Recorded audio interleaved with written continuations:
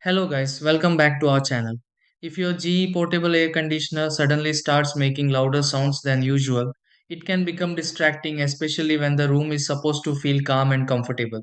Sometimes the sound appears only during cooling, while other times the unit seems noisy from the moment it turns on.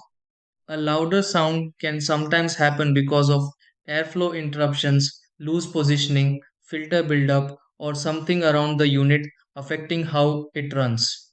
Before assuming something major is happening, there are a few simple things worth checking because many noise issues can improve after small adjustments. Let's go through several easy steps that may help fix a GE portable air conditioner making loud noise. Try these. Step 1. Check the placement of the GE portable air conditioner and make sure it stands evenly on the floor.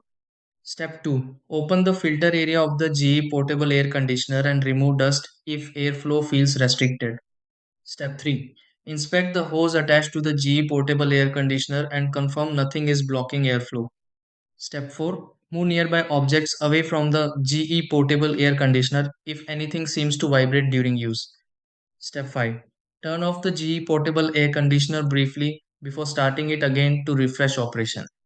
Step 6. Listen to the GE portable air conditioner after restarting and check if the sound becomes quieter than before.